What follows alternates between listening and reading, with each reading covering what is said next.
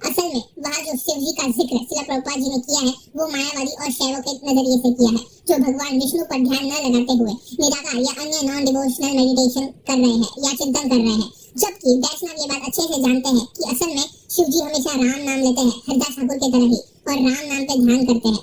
तो अगर हम शिव जी को उनके नजर से हम देखें, श्रील प्रभुपाद जी कहे कि शिव जी काम वासना से मोहित हुए, क्योंकि सिर्फ एक भक्त ही काम वासना के परे जा सकता है। ये उनका तात्पर्य था। उनका असल उद्देश्य शिव जी और हरिदास ठाकुर नहीं थे, पर हरिनाम की महिमा पर था।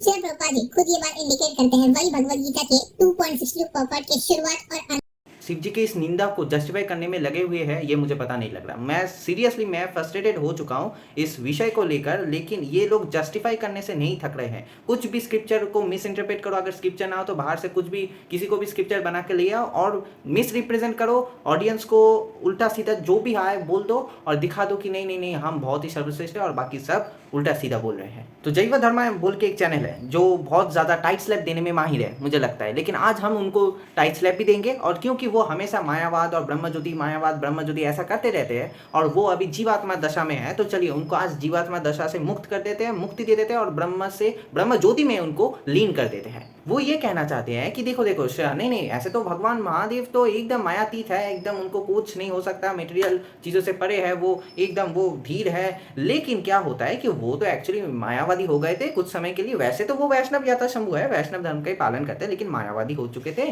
निराकार पर ध्यान लगा रहे थे और तब वो काम वासना में अधीन हो गए।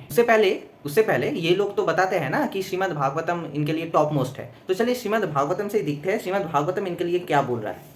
श्रीमद् भागवतम 8.7.34, श्रीमद् भागवतम 8.7.34 यहाँ पर लिखा है कि exalt a self-satisfied persons who preach to the entire world think of your lotus feet constantly within their hearts। मतलब ये शिव जी के प्रति बोल रहे हैं। और however when persons who do not know your austerity see you moving with Uma, they misunderstand you to be lusty। जो लोग समझ नहीं पाते आपकी लीलाओं को और आपको गलत समझ लेते हैं और आपको पार्वती माँ पार्वती के साथ देखते हैं और आपको वो समझ लेते कि आप लस्टी हो। When they see you wandering in the crematorium, they mistakenly think that you are ferocious and envious। आपको जब कोई शमशान पर देखता है तो आप उनको लगता है कि आप बहुत ही ज़्यादा फिरोशियस हो, आप इन्फियस हो। लेकिन देखिए बहुत important, certainly they are shameless. तो श्रीमद् भागवतम जो टॉप मोस्ट पुराण है, उस टॉप मोस्ट पुराण ने इस्कॉन को और इस्कॉन के जो भी फॉलोअर्स शिव जी और माँ पार्वती के इस पर्पट को जस्टिफाई कर रहे हैं, उनको श्रीमद् भागवतम ने कहा है शेमलेस। और ये हैशटैग शेमलेस आप बोलते रहिएगा, मतलब जब जब ये लोग ऐसा कहे कि ऐसा नहीं जस्टिफाई करने का प्रयास करें तो हैशटैग सेम। अच्छा अब ये बहाना देंगे कि नहीं नहीं हम तो कह रहे हैं ना, हम तो कह रहे हैं कि नहीं नहीं शिव जी तो ऐसा नहीं है, बस वो निराकार पर ध्यान लगाए थे, मायावादी हो गए थे कुछ समय के लिए।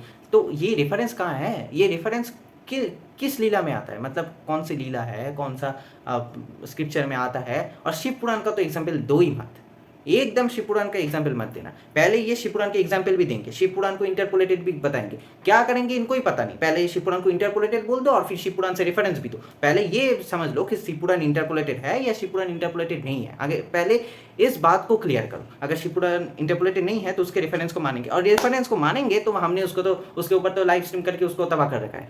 शिव पुराण नहीं तो ये चले जाएंगे कालिदास जी के कुमार संभव, और वो कब से अथॉरिटी बन गया मुझे भी पता नहीं चला। इनके लिए श्रीमद् भागवतम का भी अथॉरिटी बन जाता है, उनका मतलब पूरा हो गया तो ब्रह्म संहिता भी अथॉरिटी बन जाता है, उसका मतलब भी पूरा हो गया तो कुमार संभव जो वो भी अथॉरिटी हो गया। कौन सा अथॉरिटी हो गया मुझे पता नहीं। एजेंट्स के अनुसार कालिदास जी ने इसको पूरा नहीं कर पाए वो इस अपने इस बुक को, क्योंकि उनको माता पार्वती से अभिशाप मिला था ये सब चीज़ें लिखने के लिए। और देख लीजिए आप अगर ऐसी चीज़ें पढ़ेंगे, समझेंगे, जस्टिफाई करेंगे, सुनेंगे, फिर भी आपको अभिशाप ही लगेगा, आपको अभिशाप ही लगेगा। और ये सब फालतू चीज़ें यहाँ पर जस्टिफाई करने मत आओ कि शिव जी तो निराकार पर ध्यान लगा रहे थे। क्यों? पद्म पुराण में तो ये है कि शिव जी को ज़रूरत ही नहीं है किसी पर ध्यान लगाना, शिव जी को कृष्ण कॉन्शियस होना ज़रूरी है, ऐसा तो है नहीं। शिव जी तो खुद ही कृष्ण है। शिव जी अगर खुद ही कृष्ण है तो उन्हें कृष्ण के ऊपर ध्यान लगाने की आवश्यकता नहीं है। वो लीला के लिए वो करते हैं, वो राम जी का ध्यान करते हैं, वो कृष्ण जी का ध्यान करते हैं, क्योंकि वो लीला है, वो एक दूसरे से प्रेम करते हैं। आपकी तरह नहीं है कि मतलब हो गया तो अगर वो निराकार पर भी ध्यान लगाया तो निराकार भी तो श्री कृष्ण ही है। अब ये तो ये भी नहीं समझे कि मैं क्या बात कर रहा हूँ। ये निराकार करेंगे, निराकार मैंने कह दिया बस इस बात को लेंगे कि ये मायावादी है। अच्छा, एक कॉन्टेक्स्ट को समझने के लिए एग्जाम्पल होना जरूरी है, और एग्जाम्पल होने अगर एग्जाम्पल से आप अगर एक कॉन्टेक्स्ट को समझेंगे तो आप आसानी से समझ सकते हो। ये बात तो आप सभी जानते हो। तो 2.62 में क्या हुआ है देखिए अच्छे से। 2.62 While contemplating the objects of the senses, a person develops attachment for them, and from such attachment lust develops, and from lust anger arises. तो लस्ट और एंगर की बात हो रहा है. तो लस्ट और एंगर में दो एग्जाम्पल यूज करा गया है ताकि आप इस श्लोक के अर्थ को समझ सको. तो ठीक है, तो एग्जाम्पल पे पॉजिटिव एग्जाम्पल हरिदास ठाकुर जी के लिए और महादेव के लिए नेगेटिव एग्जाम्पल. वाओ. और फिर भी और उसको जस्टिफाई करें नहीं वो निराकार और वो वैसे तो वैष्णव यथाशंभु है, वो वैष्णव यथाशंभु. अगर वैष्णव यथाशंभु की एक कल्प के लिए है या फिर वैष्णव यथाशंभु कुछ समय के लिए है, अगर वो वैष्णव यथाशंभु है तो वो हमेशा ही वैष्णव यथाशंभु है. वो अगर परमेश्वर परम भगवान है तो वो हमेशा के लिए परम भगवान परमेश्वर है. वो एक कल्प के लिए एक मनवंतर के लिए ऐसा फालतू चीज़ें एकदम मत लीजिए, एकदम नहीं. पिछले वीडियो में मैंने शिव पुंडलिक जी का एक एग्जाम्पल दिया था कि चैतन्य महाप्रभु गए थे दक्षिण के एक टेम्पल पर, महादेव के टेम्पल पर. वो हरि बोल करते हैं और क्योंकि उन्हें शिव जी में कृष्ण दिख रहे थे.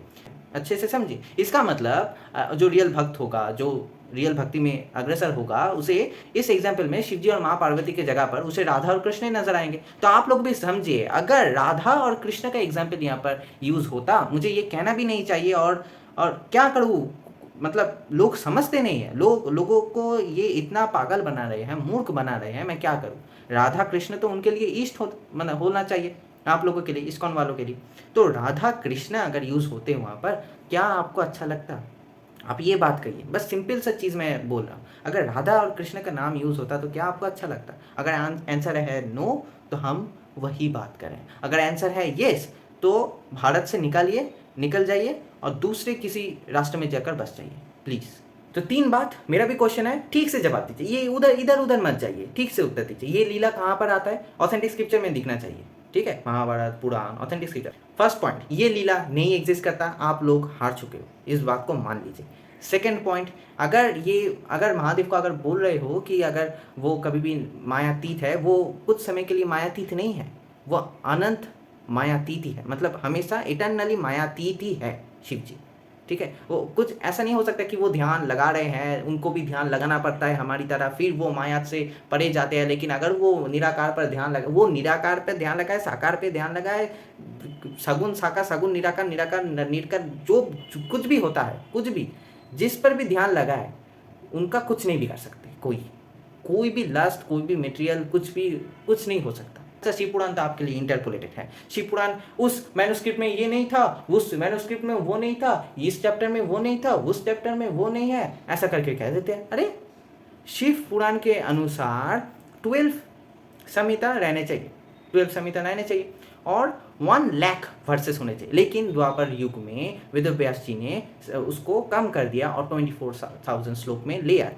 बस खत्म बात. 7 संहिता है जो अभी मिलते हैं शिव पुराण, 7 संहिता है और 24 श्लोकास है. और इंटरपोलेटेड कौन सा स्क्रिप्चर नहीं है? आजकल तो सभी स्क्रिप्चर इंटरपोलेटेड हो सकता है. कोई तो अपने इंटरपोलेटेड स्क्रिप्चर बना लेते हैं, दिव्यदत्त पटनायक जैसे. महाभारत हो सकता है, रामायण हो सकता है. इनफैक्ट मैं अगर भ्रमित करना चाहूँ, आप लोग जैसे भ्रमित करते हो ना, अगर मैं भी भ्रमित करना चाहता हूँ तो मैं भी दिखाऊंगा कि देखो विकिपीडिया में एक रिपोर्ट है जहाँ पर ये बताया जा रहा है कि श्रीमद् भागवतम में तो 18,000 श्लोक है, लेकिन इस्कॉन के जो भागवतम है उस पर तो बस 14,000 श्लोक है. ऐसा क्यों? देखो 4,000 श्लोक नहीं है. देखा आप लोगों ने? 4,000 श्लोक नहीं है, मतलब ये ऑथेंटिक नहीं है, इंटरपोलेटेड है, ऐसा बोलूँगा. एक जो वेदांत का सार है, जो एक महापुराण है, उसको आप इंटरपोलेटेड करके उल्टा सीधा कह रहे हैं. आप लोगों को फायदा कुछ लेना होता है तो आप सनातन धर्म के प्रचार रखो. अगर आप लोगों से ऑपोजिट कुछ जा रहा है तो नहीं, आप आर्य समाजी बन जा रहे हो. नहीं, हम कुछ भी पुराण को नहीं मानते. श्रीमद् भागवतम हमारा अथॉरिटी है और श्रीमद् भागवतम भी अथॉरिटी नहीं है. श्रीमद् भागवतम से इनसे पद पर कॉन्ट्रडिक्ट करता है, पद पर कॉन्ट्रडिक्ट करता है. मतलब एक भी जगह नहीं है जब श्रीमद् भागवतम इनसे कॉन्ट्रडिक्ट नहीं करता. श्रीमद् भागवतम में मतलब बात करें तो और भी लंबा हो जाएगा. जो लास्ट में क्वेश्चन था मेरा वो यही था कि अगर वहाँ पर शिव जी और माता पार्वती की जगह राधा रानी और श्री कृष्ण रहते तो क्या सब लोग मान लेते? जो अपने आप को कृष्ण का डिवोटी, कृष्ण का सुप्रीम, कृष्ण को सब कुछ मानते हैं, वो क्या मान लेते इस विषय को? क्योंकि चैतन्य महाप्रभु तो शिव जी में कृष्ण को ही देखते थे, तो इसका मतलब शिव जी में वहाँ पर कृष्ण ही है. तो आप लोग ही सोचिए. और हाँ, एक और इम्पॉर्टेंट बात, अगर ऐसे लोग अगर आपके सामने मिले जो शिव जी और माता पार्वती के ऐसे चीज़ों को संभोग का नाम दे, कुछ जेनिटल्स मेनिटल्स ये सब शब्द का प्रयोग करे, आपके सामने खड़ा होकर अगर ऐसा कुछ कहे तो उनको टाइट स्लैप ज़रूर मारिएगा. क्योंकि उनके घर में तो शिव महिमा का बात नहीं हुआ है, वो नहीं जानते शिव जी के महिमा के बारे में, शिव जी के बारे में. टाइट स्लैप उनको नहीं मिला घर से, तो आपके सामने आपके कान को रक्षा करने के लिए आपको उनको टाइट स्लैप मारना ही होगा. नहीं तो आप सुन रहे हैं, इससे आपका नुकसान हो जाएगा. इस वजह से अगर कोई आपके सामने ऐसे चीज़ों में बात करता है, चीज़ों के बारे में, तो उसको टाइट स्लैप ज़रूर मारिएगा. हरे कृष्ण.